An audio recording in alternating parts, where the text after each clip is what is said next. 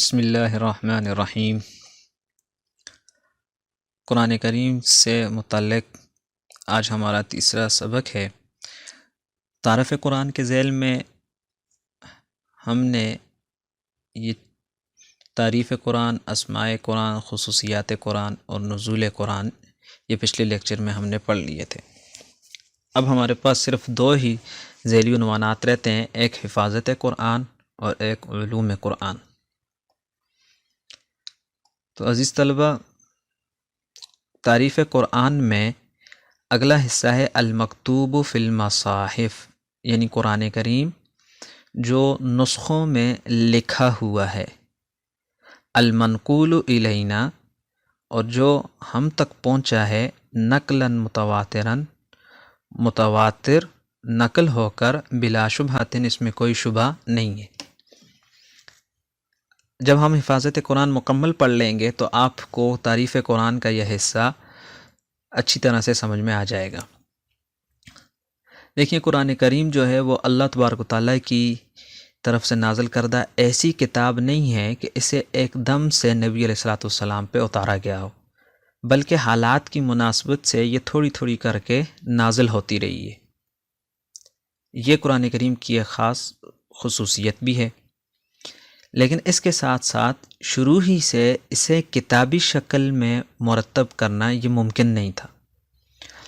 لہٰذا اللہ تبارک و تعالیٰ نے قرآن کریم کی حفاظت کے لیے جو دوسرا اس کا ذریعہ تھا اس کو نمایاں کیا، اور وہ تھا یاد کر کے، حفظ کے۔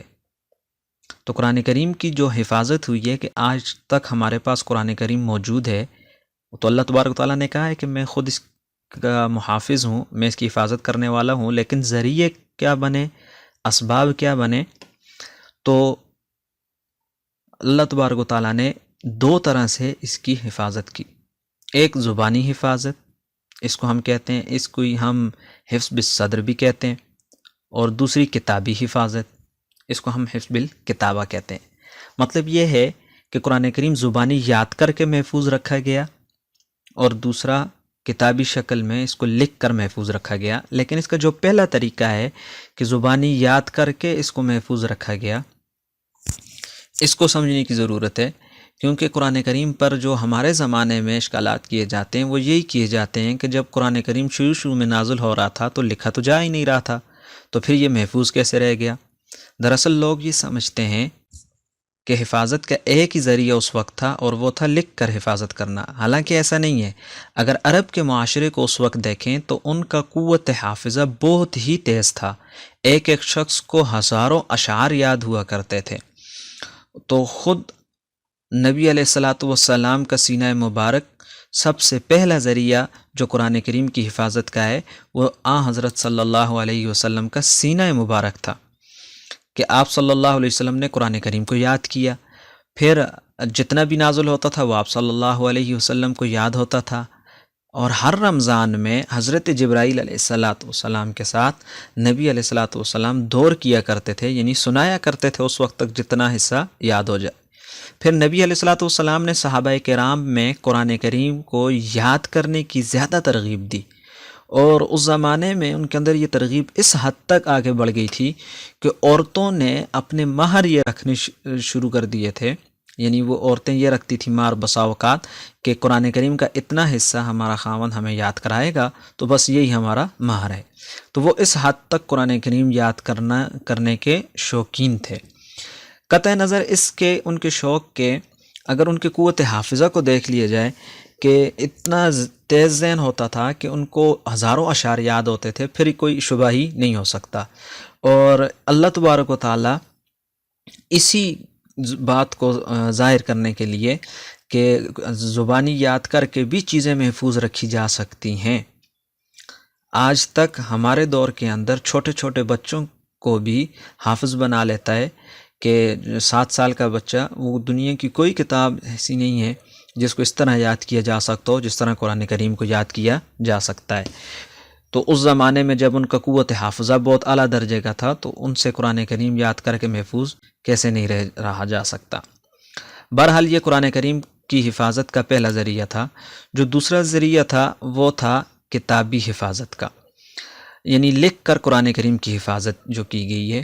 اس کو ہی اس کے 3 دور گزرے ہیں. یہاں پر آپ یہ بھی ذہن میں رکھیے گا کہ حفاظت قرآن ہی کا دوسرا عنوان بعض کتب میں، بعض کتابوں میں تاریخ قرآن کے نام سے ملتا ہے اور بعد میں تدوین قرآن کے نام سے ملتا ہے. تو یہ جو کتابی حفاظت ہے بعض اس کو تدوین قرآن کے نام سے منسوب کرتے ہیں. بہرحال تاریخ قرآن ہو، حفاظت قرآن ہو، تدوین قرآن ہو، ان 3 عنوانات کا ایک ہی مقصد ہے، اور ان کے ذیل میں یہی بحث آتی ہے کہ قرآن کریم کی حفاظت کس طرح ہوئی. تو قرآن کریم کی جو حفاظت کتابی انداز میں ہوئی، یعنی لکھ کر کے ہوئی، وہ حضرات جو کاتبین وحی تھے وہ ان کی تعداد کتنی تھی؟ تاریخ میں ان کی تعداد 45 ملتی ہے. یہی آپ کا آبجیکٹو بھی ہو سکتا ہے، اس کو اپنے پاس نوٹ کر لیں. البتہ اس کے 3 دور تھے لکھ کر حفاظت کرنے کے. پہلا دور جو کہلاتا ہے وہ عہد رسالت، یعنی نبی علیہ الصلوۃ والسلام کے زمانے میں. ایسا نہیں تھا کہ نبی علیہ الصلوۃ والسلام نے صرف زبانی حفاظت پر ہی اکتفا کر لیا ہو، بلکہ نبی علیہ الصلوۃ والسلام نے اپنے زمانے میں جیسے جیسے قرآن کریم کا جتنا حصہ نازل ہوتا اس کو لکھوایا کرتے تھے. البتہ یہ علیحدہ بات ہے کہ اس زمانے میں وہ لکھتے کن چیزوں پر تھے؟ وہ کھجور کے جو شاخیں ہوا کرتی تھیں اس پہ لکھتے تھے، چمڑے کے اوپر لکھتے تھے، درخت کے پتوں پر لکھتے تھے. تو اس طرح کی جو اشیاء تھیں جو اس زمانے میں میسر تھی وہ اس پر لکھتے تھے. البتہ نبی علیہ الصلوۃ والسلام اپنی نگرانی میں لکھواتے تھے. اسی طرح جانوروں کی ہڈیاں وغیرہ بھی استعمال ہوتی تھی کہ ان پر بھی لکھا جاتا تھا، اور درخت کی جو بانس وغیرہ تھا اس کے ٹکڑوں پر بھی لکھا جاتا تھا. البتہ نبی علیہ الصلوۃ والسلام خود اپنی نگرانی میں لکھواتے تھے اور بتاتے تھے کہ اس آیت کو، جیسا ہم نے پچھلے لیکچر میں بھی پڑھا، کہ اس آیت کو فلاں صورت میں رکھنا ہے اور فلاں آیت کے بعد رکھنا ہے. تو نبی علیہ الصلوۃ والسلام میں تو قرآن کریم کی حفاظت اس طرح ہوئی. چنانچہ نبی علیہ الصلوۃ والسلام کے دور ہی میں پورا قرآن کریم لکھا ہوا، جب نبی علیہ الصلوۃ والسلام اس دنیا سے رخصت ہوئے تو پورا قرآن کریم لکھا ہوا موجود تھا. یہ علیحدہ بات ہے کہ وہ بہت کم صحابہ کے پاس ایک ہی جگہ پر لکھا ہوا تھا، لیکن اس طرح تھا کہ کسی کے پاس 10 آیتیں، کسی کے پاس 1 سورت، کسی کے پاس 2 سورتیں، کسی کے پاس 3 سورتیں، لیکن پورا قرآن کریم لکھا ہوا تھا. اس کی مثال آپ یوں لے لیں، جیسے ایک کلاس کے اندر جتنے بھی BS کے اسٹوڈنٹ ہیں اس کلاس روم کے اندر ایک کتاب کو مختلف حصوں میں تقسیم کر کے مختلف طلباء کو دے دیا جائے. اب وہ کتاب پوری کی پوری اس کلاس میں موجود ہے، اگرچہ کچھ حصہ ایک کے پاس ہے، کچھ حصہ دوسرے کے پاس ہے، کچھ حصہ تیسرے کے پاس ہے، اور یہ صرف کتابی شکل میں، ورنہ حافظ تو وہ سارے تھے ہی. تو یہ کتابی حفاظت کا پہلا دور کہلاتا ہے عہد رسالت کا. دوسرا دور کہلاتا ہے عہد صدیقی کا. عہد صدیقی یعنی حضرت ابوبکر صدیق رضی اللہ تعالیٰ عنہ کا زمانہ. اور تیسرا جو دور کہلاتا ہے وہ عہد عثمانی کا. حضرت ابوبکر صدیق رضی اللہ تعالیٰ عنہ کے زمانے میں ایک جنگ ہوئی تھی، جنگ یمامہ. اس جنگ میں کئی حفاظ کرام شہید ہو گئے. تو حضرت عمر فاروق رضی اللہ تعالیٰ عنہ نے حضرت ابوبکر صدیق رضی اللہ تعالیٰ عنہ کو اس بات پہ راضی کیا کہ اگر حفاظ کرام اسی طرح شہید ہوتے رہے تو مجھے خدشہ ہے کہ قرآن کریم کہیں ضائع نہ ہو جائے، اس لیے آپ قرآن کریم کو ایک جگہ پہ لکھوا لیں، ایک جگہ پہ جمع کر لیں اور اس کی ایک کتابی شکل بن جائے. حضرت ابوبکر صدیق رضی اللہ تعالیٰ عنہ اس بات پر پہلے رضامند نہیں ہو رہے تھے، لیکن بالآخر وہ رضامند ہوئے. تو انہوں نے حضرت زید بن ثابت رضی اللہ تعالیٰ عنہ کے یہ ذمہ لگایا کہ آپ قرآن کریم کو ایک کتابی شکل میں، ایک نسخے کی شکل میں جمع کریں. یہاں پر غور طلب بات یہ کہ حضرت زید رضی اللہ تعالیٰ عنہ خود حافظ تھے، وہ اپنی یادداشت سے پورا قرآن کریم لکھ سکتے تھے. خود حضرت عمر فاروق رضی اللہ تعالیٰ عنہ جنہوں نے اس کام کے لیے ان کو ابھارا، حضرت ابوبکر صدیق رضی اللہ تعالیٰ عنہ کو، وہ بھی حافظ تھے، وہ اپنی یادداشت سے لکھ سکتے تھے. کئی ہزاروں حفاظ موجود تھے، وہ اپنی یادداشت سے لکھ سکتے تھے. لیکن ایسا نہیں کیا گیا، بلکہ اس وقت جتنی احتیاطی تدابیر تھیں ان سب کو بروئے کار لایا گیا. حضرت زید رضی اللہ تعالیٰ عنہ نے جو قرآن کریم جمع کیا اس کا ایک طریقہ کار تھا. وہ یہ تھا کہ سارے صحابہ میں یہ اعلان کر دیا گیا کہ جس کے پاس جو بھی چیز ہے، قرآن کریم کا مختصر حصہ ہے، کچھ آیتیں ہیں، جو وہ لے کر آئے۔ اب جب کوئی قرآن کریم کی کوئی آیت لے کر آتا تو سب سے پہلے اس کی تصدیق کی جاتی تھی۔ حضرت زید اپنے قوت حافظہ سے کرتے تھے، کیونکہ وہ خود حافظ تھے، تو کہ آیا یہ قرآن کریم کا حصہ ہے یا نہیں۔ اور پھر حضرت عمر فاروق رضی اللہ تعالیٰ عنہ، وہ بھی حافظ تھے، وہ بھی اپنے قوت حافظہ سے اس کی تصدیق کرتے تھے کہ آیا یہ قرآن کریم کا حصہ ہے یا نہیں۔ پھر جو شخص بھی قرآن کریم کی جو آیات لے کر آتا، اس کے ذمہ لازم ہوتا تھا کہ وہ 2 گواہ پیش کرے جو آ کر ان حضرات کے سامنے گواہی دیں۔ اب وہ کس چیز پہ گواہی دیتے تھے؟ وہ اس چیز پہ گواہی دیتے تھے کہ یہ جو آیات یا کوئی صورت جو ہم آپ کو بتا رہے ہیں، یہ نبی علیہ الصلاۃ والسلام نے ہمارے سامنے لکھوائیں، اور نبی علیہ الصلاۃ والسلام نے ان کے قرآن ہونے کی تصدیق بھی کی ہے۔ تو وہ اس بات پہ گواہی دیتے تھے، جس پہ 2 گواہ میسر ہو جاتے تو حضرت زید رضی اللہ تعالیٰ عنہ اس کو لیتے۔ بلکہ اس پر بھی اکتفا نہیں ہوتا تھا، آخری مرحلے میں وہ یہ کرتے تھے کہ جو صحابہ کرام نے مختلف مجموعے تیار کیے ہوئے تھے اپنے اپنے انفرادی، ان سے بھی وہ اس کو ملا کر دیکھتے تھے۔ تو حضرت زید رضی اللہ تعالیٰ عنہ ان احتیاطی تدابیر سے گزر کر انہوں نے قرآن کریم کو جمع کیا۔ تو حضرت زید رضی اللہ تعالیٰ عنہ نے جو حضرت ابوبکر صدیق رضی اللہ تعالیٰ عنہ کے کہنے پر جو نسخہ تیار کیا، اس کو کہا جاتا ہے ام المصاحف بھی اس کو کہتے ہیں، اور ویسے اس کو کہا جاتا ہے، یہ نسخہ جو تھا وہ کہلاتا ہے، یہ آبجیکٹو میں بھی آ سکتا ہے۔ اس نسخے کی خصوصیت کیا تھی؟ اس نسخے کی ایک خصوصیت تو یہ تھی کہ یہ 7 حروف اس میں جمع تھے۔ 7 حروف کی ایک بیس ہوتی ہے، اس بیس کو آسان انداز سے سمجھتے ہیں کہ دیکھیے اس طرح ہوتا ہے کہ کوئی بھی زبان ہو، اس میں ایک ہی بات کو کہنے کے مختلف لہجے ہوتے ہیں، اور مختلف لہجوں میں ایک ہی بات کہی جاتی ہے۔ مثال کے طور پر اردو میں اگر ہم یہ کہتے ہیں مجھے نہیں معلوم، تو ایک لہجہ مجھے نہیں معلوم یہ کہنے کا ہے، دوسرے لہجے میں کہتے ہیں میرے کو نہیں معلوم، اور ایک بہت ہی زیادہ ادب والا لہجہ ہو تو وہ کہتے ہیں ہمیں نہیں معلوم۔ یا آپ اس کو مخاطب کے صیغے میں اگر دیکھیں کہ اگر یہ کہا جائے کہ تمہیں نہیں معلوم، تو ایک لہجے میں کہا جاتا ہے تیرے کو نہیں معلوم، ایک لہجے میں کہا جاتا ہے تجھے نہیں معلوم، اسی طرح کہا جاتا ہے آپ کو نہیں معلوم۔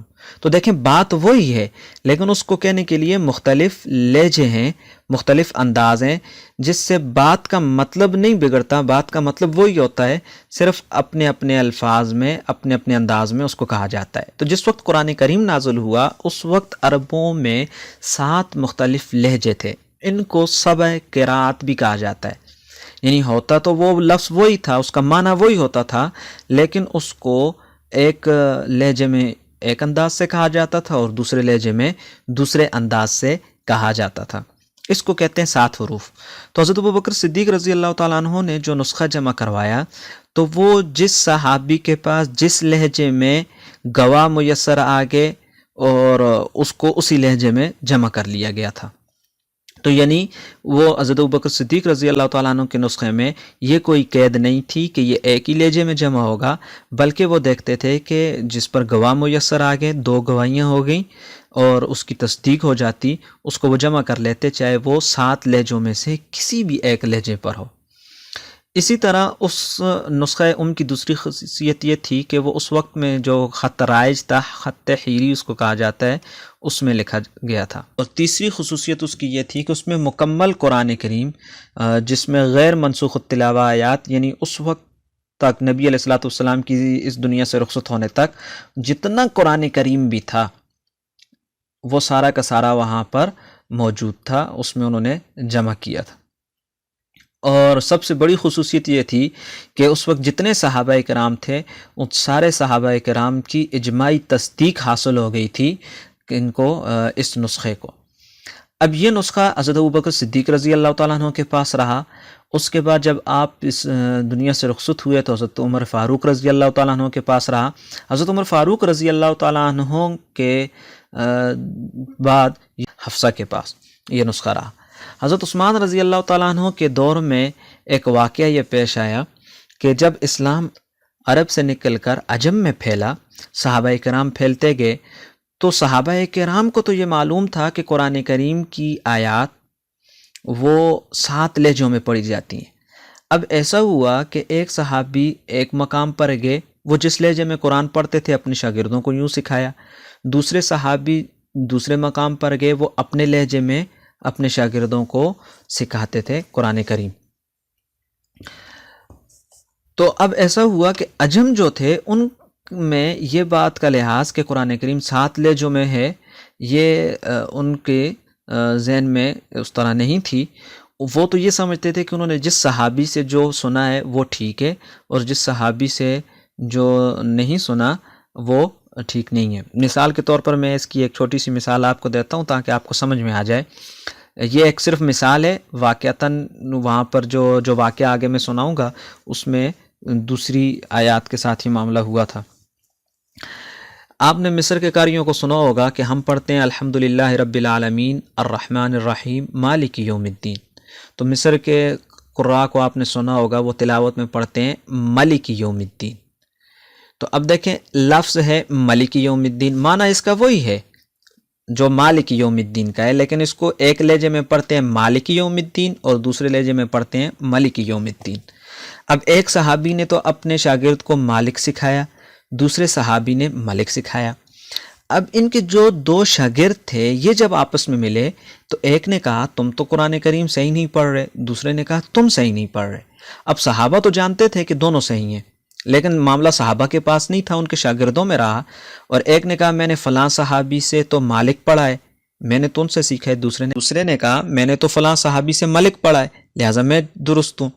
اب ان کے درمیان میں لڑائی ہوئی اور وہ قصہ پہنچا حضرت عثمان رضی اللہ تعالیٰ عنہ تک، تو حضرت عثمان رضی اللہ تعالیٰ عنہ اس معاملے کو سمجھ گئے، انہوں نے یہ سمجھ گئے کہ یہ انتہائی خطرناک معاملہ ہے۔ کیوں خطرناک معاملہ ہے؟ اس خطرے کی نوعیت یہ تھی کہ جو شخص مالک یوم الدین پڑھ رہا ہے اور ملک کا انکار کر رہا ہے تو وہ قرآن کریم کے دوسرے لہجے کا انکار کر رہا ہے، اور قرآن کریم کے کسی بھی لہجے کا 7 لہجوں میں سے کسی ایک لہجے کا انکار کرنا ہی انسان کو دائرہ اسلام سے نکال دیتا ہے۔ تو آدمی کو پتہ بھی نہیں ہوگا اور وہ دائرہ اسلام سے نکل جائے گا۔ حضرت عثمان رضی اللہ تعالیٰ عنہ کو یہ خطرہ محسوس ہو گیا، تو حضرت عثمان رضی اللہ تعالیٰ عنہ نے کیا کیا، دوبارہ سے کہا کہ اب دوبارہ سے قرآن کریم کو جمع کیا جائے۔ اب یہاں پر یہ سوال پیدا ہوتا ہے کہ حضرت عثمان رضی اللہ تعالیٰ عنہ نے قرآن کریم کو جمع کیوں کیا جبکہ وہ نسخہ تو موجود تھا؟ اس کا جواب انشاءاللہ آپ کو ملے گا۔ البتہ حضرت عثمان رضی اللہ تعالیٰ عنہ نے دوبارہ حضرت زید بن ثابت رضی اللہ تعالیٰ عنہ کے ذمہ لگایا کہ وہ جو ہیں قرآن کریم کو جمع کریں۔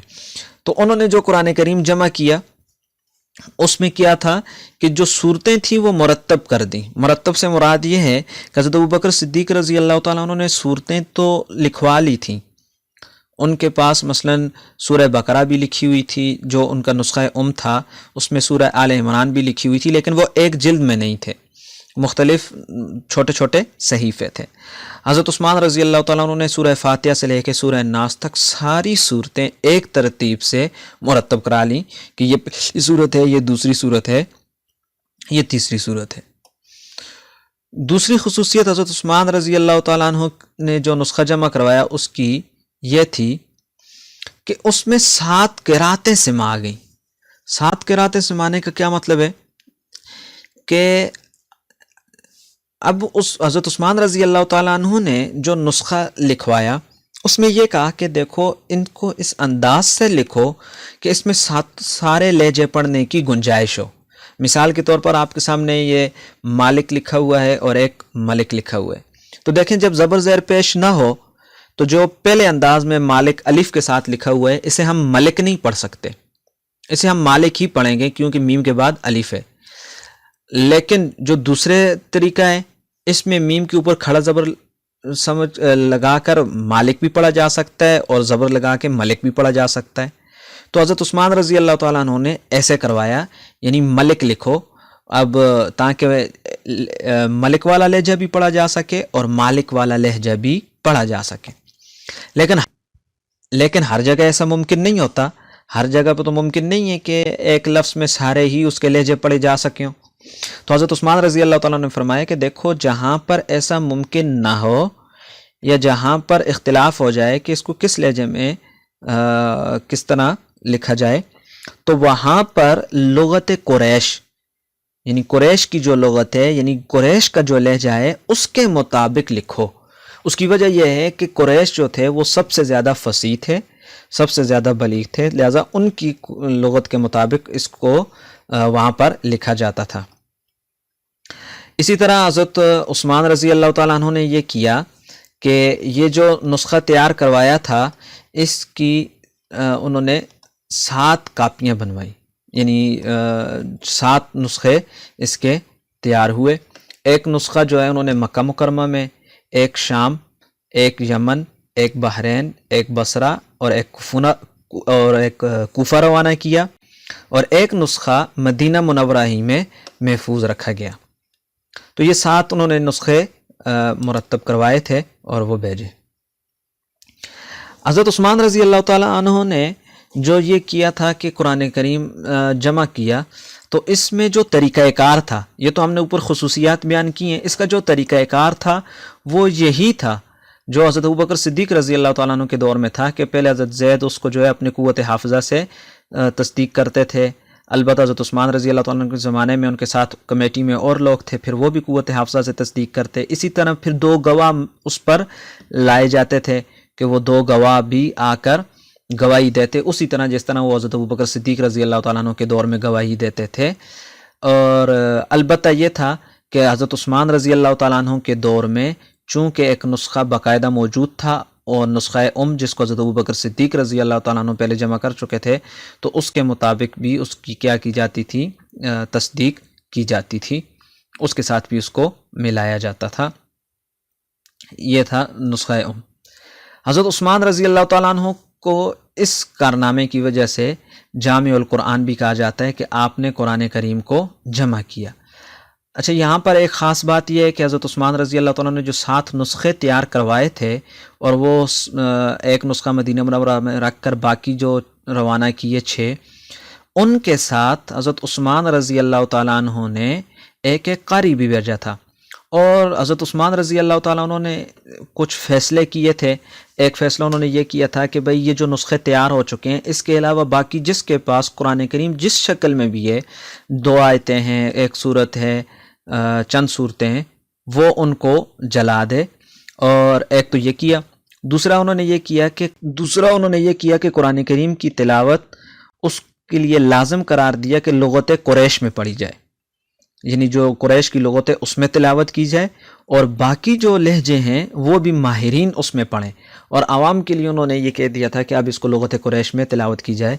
آج آپ دیکھ لیں، آج کی اس دنیا میں پاکستان ہو یا سعودی عرب ہو، پاکستان کی گاؤں کی ایک چھوٹی سی مسجد ہو یا خانہ کعبہ میں، سعودی عرب خانہ کعبہ میں امام ہو، ان دونوں کا جو قرآن کریم جو پڑھتے ہیں وہ ایک ہی لہجے میں پڑھتے ہیں، اور وہ لغت قریش. تو حضرت عثمان رضی اللہ تعالیٰ عنہ نے اپنے اس فیصلے سے پوری امت کو جو ہے وہ جمع کر دیا ایک لغت پر، لغت قریش پر. اور باقی جو لہجے ہیں آج بھی اگر کوئی ان میں تلاوت کرتا ہے تو وہ غلط نہیں ہے، لیکن آپ دیکھ لیں کہ اس کے ان لہجوں میں تلاوت ماہرین کرتے ہیں، قراء جو بڑے بڑے ماہر ہوتے ہیں. البتہ عام لوگوں کو حضرت عثمان رضی اللہ تعالیٰ عنہ نے ایک اس پر لہجے پر جمع کر لیا، چاہے وہ عجم ہیں، چاہے وہ عرب ہیں، چاہے وہ یورپین ممالک کے لوگ ہیں، چاہے وہ ساؤتھ افریقین ہیں، کوئی بھی لوگ ہیں، تو ان سب کا جو ہے وہ ایک لہجے پر وہ جمع ہو گئے. حضرت عثمان رضی اللہ تعالیٰ نے جو نسخہ تیار کروایا تھا اس میں 7 حروف بھی آ گئے، لغت قریش بھی اس میں شامل ہو گئی. اور یہی 2 بنیادی وجہ ہیں جو میں نے ابھی بھی آپ کو بتائی کہ پوری امت کو لغت قریش پر جمع کیا. اس وجہ سے ان کو جامع القرآن کا لقب ملا. اور حضرت عثمان رضی اللہ تعالیٰ عنہ کے جتنے کارنامے، ان میں سب سے بڑا کارنامہ ان کا یہی ہے کہ انہوں نے قرآن کریم کو جمع کیا. جمع تو حضرت ابوبکر صدیق رضی اللہ تعالیٰ عنہ نے بھی کیا تھا، لیکن حضرت عثمان رضی اللہ تعالیٰ عنہ نے جو جمع کیا، اس میں اور اس میں بہت بڑا فرق ہے. یعنی انہوں نے جو جمع کیا اس میں 7 حروف کی رعایت بھی رکھی گئی. پھر انہوں نے لغت قریش پر جو ہے وہ سب کو جمع کر لیا، اتفاق ہو گیا لغت قریش پر کہ اسی میں جہاں پر اختلاف ہوتا تو لکھا بھی لغت قریش میں جاتا تھا، اور پوری امت کو پڑھنے کے لیے یہ لازم کر دیا کہ وہ لغت قریش میں پڑھیں. تو اس طرح قرآن کریم کی حفاظت ہوئی ہے، اور قرآن کریم اس طرح جو ہے وہ ہم تک پہنچا. اب المکتوب فی المصاحف کا مطلب کیا ہے کہ وہ قرآن کریم جو نسخوں میں لکھا ہوا ہے ہمارے پاس موجود ہے، اور وہ حضرت عثمان رضی اللہ تعالیٰ عنہ بلکہ نبی علیہ الصلوۃ والسلام سے لے کر اور ابھی تک ہمارے پاس جو ہے اصل حالت میں. اب جو اگلا جملہ ہے المنقول الینا نقلا متواترا بلا شبہ، کہ وہ نبی علیہ الصلوۃ والسلام سے لے کر ہم تک متواتر نقل ہوتا آیا ہے، منتقل ہوتا چلا آیا ہے.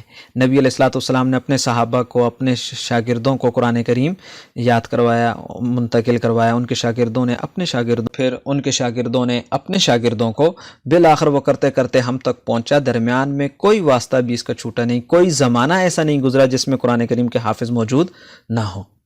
تو اس کا مطلب ہے کہ قرآن کریم جو ہے ہم تک پہنچا، متواتر منتقل ہوتا ہوا آیا، اور اس میں کسی بھی طرح کا کوئی شبہ نہیں ہے. تو یہاں تک جو بحث تھی وہ تھی حفاظت قرآن سے متعلق. ہمارا جو آخری حصہ ہے وہ ہے علوم قرآن. یہ انتہائی مختصر ہے. علوم قرآن کا کیا مطلب ہے کہ قرآن کریم میں جتنی بھی آیات ہیں ان میں کون سے علوم بیان ہوئے. یہاں پر ایک چھوٹا سا شعبہ دور ہو جانا چاہیے.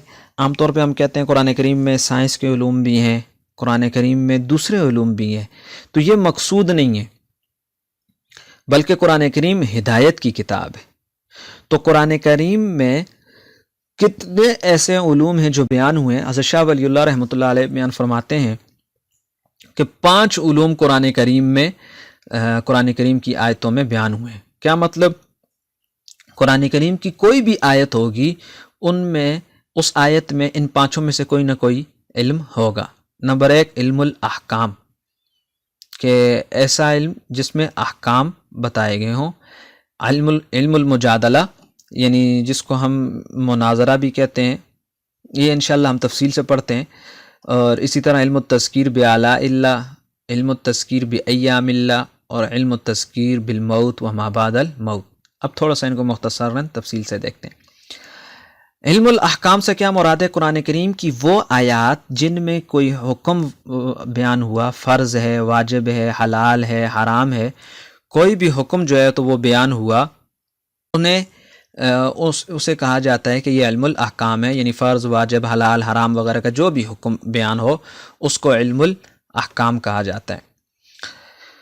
یعنی ان آیات میں علم الاحکام بیان ہے. علم المجادلہ کا مطلب کیا ہے؟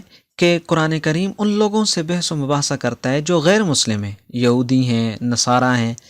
تو ان آیات میں، جن آیات میں غیر مسلموں سے بحث و مباحثہ کے اصول بیان ہیں، ان کے آداب بیان ہیں، انہیں کہا جاتا ہے کہ یہ مجادلہ والی آیات ہیں، مباحثہ والی آیات ہیں، تو انہیں کہا جاتا ہے علم المجادلہ.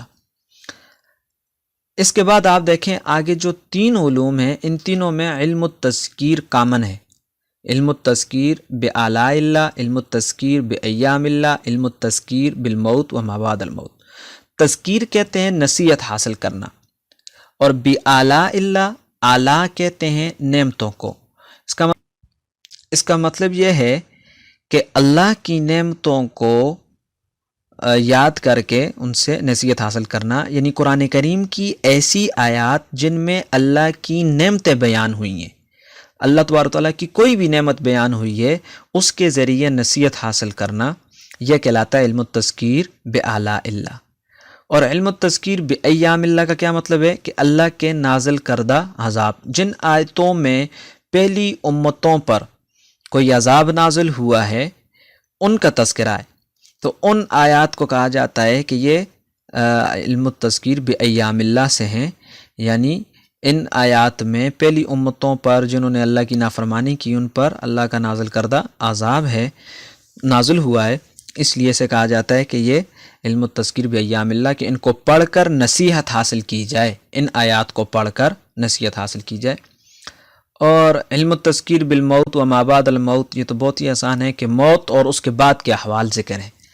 یعنی یہاں تک کی بات کا خلاصہ یہ ہے، قرآن کریم کی کوئی آیت آپ اٹھا لیں، چاہے وہ سورہ بقرہ کی ہو، سورہ فاتحہ کی ہو، سورہ اخلاص کی ہو، درمیان سے کہیں سے اٹھا لیں، آپ کسی آیت پر حکم رکھیں، انگلی رکھیں، تو وہ آیت ان پانچوں علوم میں سے کسی ایک میں لازمی ہوگی. یا تو اس میں کوئی فرض واجب حلال حرام وغیرہ کا بیان ہوگا، یا غیر مسلموں سے بحث کے اصول و آداب وغیرہ کا بیان ہوگا، یا اس میں اللہ کی نعمت کا تذکرہ ہوگا، یا اس میں اللہ کے نازل کردہ عذاب کا تذکرہ ہوگا، یا اس میں موت اور اس کے بعد کے احوال کا تذکرہ ہوگا. اب یہاں پر ایک چھوٹی سی چیز سمجھنی ہے کہ جن آیات میں فرض واجب حلال حرام وغیرہ کا بیان ہے، تو ان آیات سے یہ احکام ان کے ساتھ کون بحث کرتا ہے؟ تو یاد رکھیے کہ ان آیات سے بحث فقہائے کرام کرتے ہیں. فقہا سے مراد یہ ہوتا ہے کہ جو فقہ میں ماہر ہوتے ہیں، جو علوم قرآن میں قرآن حدیث کے جو جتنے بھی دینی علوم ہیں ان میں ماہر ہوتے ہیں، اور ان کے اندر یہ صلاحیت ہوتی ہے کہ وہ قرآن کریم کی آیات سے احکام نکال سکیں. ان کو کہتے ہیں فقہائے کرام. علم المجادلہ سے کون لوگ بحث کرتے ہیں؟ جن کو ہماری زبان میں کہتے ہیں مناظرین، ویسے انہیں کہا جاتا ہے متکلمین. یعنی وہی لوگ جو مناظرہ اور سمجھتے ہیں، تو وہی اس کے اصول اور اس کے آداب بھی اس سے یہی لوگ بحث کرتے ہیں. دیکھیں، یہ فرق اس لیے جاننا ضروری ہے کہ ایک آدمی کو یہ شبہ ہو سکتا ہے کہ قرآن کریم تو بہت آسان ہے. اللہ قرآن میں کہتا ہے وَلَقَدْ يَسَّرْنَا الْقُرْآنَ لِلذِّكْرِ، ہم نے تو قرآن کو بہت آسان بنایا. تو وہ یہ شبہ ہو سکتا ہے کہ جب قرآن کریم آسان ہے، تمام انسانوں کے لیے ہے، لہٰذا اگر کسی آدمی کو کوئی مسئلہ پیش آتا ہے تو وہ خود قرآن کریم کھولے اور اس میں سے حل کر لے. تو ایسا نہیں ہے، بلکہ جو مسائل کا علم ہے، جو مسائل ہیں، اس سے بحث تو کریں گے فقہائے کرام. اور وہ جو قرآن کریم آسان ہے وہ کس معنی میں، ہم آگے جا کے بتاتے ہیں. اور جو غیر مسلموں سے مناظرہ وغیرہ کے اصول و آداب ہیں، وہ مناظرین کریں گے. البتہ یہ جو تین علوم ہیں، علم التذکیر بآلاء اللہ، علم التذکیر بایام اللہ، علم التذکیر بالموت و ما بعد الموت، اللہ کی نعمتوں کا ذکر، اللہ کے نازل کردہ عذاب اور موت اور اس کے بعد کے احوال جن میں بیان ہیں، ان کو دیکھ کر نصیحت حاصل کرنا یہ تمام لوگوں کے لیے ہیں، تمام انسانیت کے لیے، عوام کے لیے، سب کے لیے. یہ اللہ تبارک و تعالیٰ جو قرآن کریم میں کہتا ہے وَلَقَدْ يَسَّرْنَا الْقُرْآنَ، ہم نے قرآن کو آسان کیا ہے. آگے کو کہتا ہے لِلذِّکْرِ، نصیحت حاصل کرنے کے لیے. تو آپ دیکھیں قرآن کریم آسان ہے نصیحت حاصل کرنے کے لیے، اور نصیحت ان تین علوم میں ہے جس میں اللہ کی نعمتوں کو پڑھ کر انسان نصیحت حاصل کرے اور اللہ کی طرف بڑھے. اسی طرح اللہ کے نازل کردہ عذاب کو پڑھ کر انسان نصیحت حاصل کرے، اور اسی طرح موت اور اس کے بعد کے احوال کو دیکھ کر انسان نصیحت حاصل کرے. باقی جو دو علوم ہیں ان سے انسان، عام لوگ اس سے بحث نہیں کر سکتے، عام لوگ ان سے احکام نہیں نکال سکتے. جو احکام کی بات ہوگی تو وہ فقہائے کرام نکالیں گے، جو مناظرین علم المجادلہ سے متعلق ہوگی تو وہ مناظرین اس میں نکالیں گے. اور یہ تقسیم خود قرآن کریم میں موجود ہے. دیکھیے قرآن کریم خود کہتا ہے فَاسْأَلُوا أَهْلَ الذِّكْرِ إِن كُنتُمْ لَا تَعْلَمُونَ، کہ اگر تمہیں نہیں معلوم تو تم اہل ذکر سے معلوم کر لو. اگر ہر آدمی کے لیے قرآن سے مسائل نکالنا، قرآن کریم سے احکام نکالنا کہ بھائی یہ فرض ہے، یہ واجب ہے، یہ ایک عام طور پہ ایک آدمی کہتا ہے کہ اس کے منہ سے کچھ الفاظ نکل گئے جس سے اس کی بیوی کو طلاق ہوتی ہے یا نہیں، وہ خود کہ میں دیکھتا ہوں قرآن کریم میں کہاں پر جو ہے میرے اس مسئلے کا کیا حکم ہے. اگر یہ اتنا ہی آسان ہوتا تو پھر فَاسْأَلُوا أَهْلَ الذِّكْرِ إِن كُنتُمْ لَا تَعْلَمُونَ کا کوئی مقصد نہیں تھا کہ تم نہیں جانتے جب تو تم پھر اہل ذکر سے، جاننے والوں سے پوچھ لو. تو اس کا مطلب یہ ہے کہ قرآن کریم کی جو احکام کی بحث ہے وہ فقہائے کرام کریں گے، اس سے عام لوگ نہیں کر سکتے. عام عوام کے لیے صرف اور صرف تین جو ہیں علوم ہیں. اور اس کو آخر میں بالکل آسان انداز میں یوں سمجھے، جب ہم یہ کہتے ہیں کہ عوام قرآن کریم کا ترجمہ پڑھے اور اس کو سمجھے تو اس میں مقصود ہی یہ ہوتا ہے کہ وہ ان تین علوم کو، اللہ کی نعمتوں کو پڑھ کر اللہ کی طرف متوجہ ہو، اسی طرح اللہ کے نازل کردہ عذاب کو پڑھ کر اللہ کی طرف بڑھے، اور موت اور اس کے بعد کے احوال کو پڑھ کر اللہ کی طرف بڑھے۔ تو یہ مطلب ہوتا ہے کہ جب عام عوام سے کہا جاتا ہے کہ وہ قرآن کریم ترجمے کے ساتھ پڑھیں، اس کا قطعاً یہ مطلب نہیں ہوتا کہ وہ ایک آدمی اپنے زکوٰۃ کے مسائل قرآن کریم کے ترجمہ پڑھ کے حل کرنے لگ جائے، یا ایک آدمی اپنی جو ہے وہ اس کے طلاق کے مسائل یا نکاح کے مسائل یا خرید و فروخت کے مسائل وہ قرآن کریم سے حل کرنا شروع کر دے۔ اس کے ساتھ ہی ہمارا جو ہے وہ قرآن کریم کا جو تعارف قرآن ہے وہ مکمل ہوا۔ اس کے بعد انشاءاللہ العزیز حدیث کی بحث ہے، اور اس کے ساتھ ہی اجازت چاہوں گا۔ السلام علیکم ورحمۃ اللہ وبرکاتہ۔